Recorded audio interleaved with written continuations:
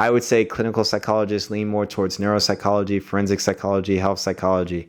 I would say counseling psychologists lean more towards university counseling, career development, or positive psychology. If all you want to do is private practice, then it probably really doesn't matter too much what you choose. You're going to be a psychologist, and then you're going to be able to pick your own specialty or niche from your private practice.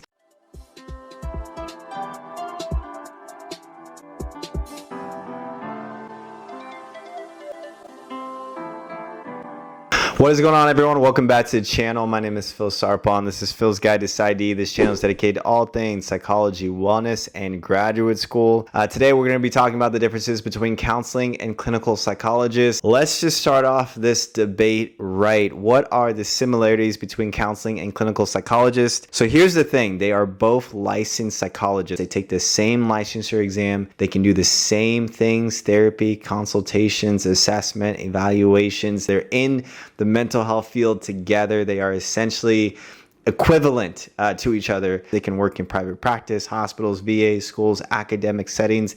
Even in some of my own training and externships and practicum settings, there were other counseling psychology students that were there. In VAs and other private practices, there were counseling psychologists there. Even in many programs, clinical or counseling psychology programs, there are counseling psychologists who are professors working alongside other PhD clinical and counseling psychologists. And so with clinical psychology, the origin is the medical model, right? So the medical model is always historically focused on mental illness and psychopathology. In this model, they often emphasized heavily diagnosis, assessment, and treatment of pretty moderate to severe disorders. So assessment could be neuropsychological, psychodiagnostic. This means you're doing screeners, surveys, measures, skills, clinical interviewing. You're trying to really investigate what is going on and finding a DSM, a clinical diagnosis to meet some of these presentations. In comparison, for the counseling psychology, you have to go back in history. Their training program has always been more so focused on developmental, educational, and wellness issues. Now, it doesn't mean that they don't diagnose or assess or treat moderate to severe disorders. It's just that their training model goes more so from a developmental, educational, and wellness perspective, while counseling psychology PhD programs are going to have much more emphasis on multiculturalism, career counseling, lifespan development. Oftentimes, I see a lot of, if you're looking into sports psychology, a lot of counseling psychology programs have specialties related to sports psychology. Here's the thing, and here's what I'll say. This is not just black or white. There's going to be clinical psychology programs that look a lot similar to counseling psychology programs and vice versa. There's going to be programs that look essentially the same. What I would encourage people to do is go to the specific websites of these programs and do a comparison, do a side-by-side comparison of all of the classes of clinical psychology and all of the classes of counseling psychology.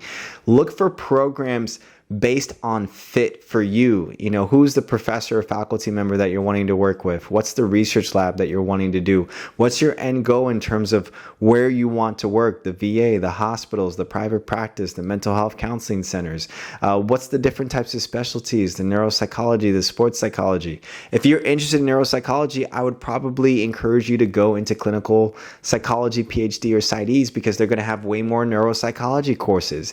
If you're interested in sports psychology, I might encourage you to go and look into counseling psychology programs, because they typically have more sports psychology tracks. And so it really depends on your end goal, where you want to be, what you want to be doing in terms of the specialty niches of clinical or counseling psychology. And therefore, then you can work backwards. Then that way you can actually go into the field that you want to go into, not necessarily based on whether it's a counseling or clinical psychology program, but based on your specific interests. I'll leave you all with this. In terms of choosing the right program for you, think about the program training model. Do you want more of a scientific biological lens, or do you want more of a comprehensive individual focused on the clinician? In terms of your faculty interest, what are your research interests? Who do you want to work with in terms of a research lab or your professor? In terms of practicum opportunities, what are the different tracks that you're looking for? Sports psychology, forensic psychology, clinical psychology, psychopathology. What are those interests? And then finally, align your personal goals and career goals with whatever program that you go into.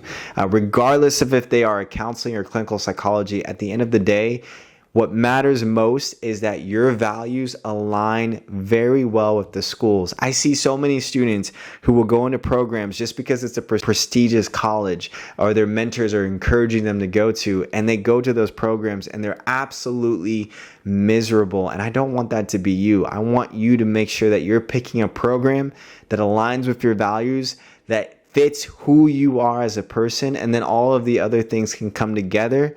And so with that, I hope that clears a lot of hopefully the questions about whether or not to go into a counseling psychology program, whether or not to go into a clinical psychology program.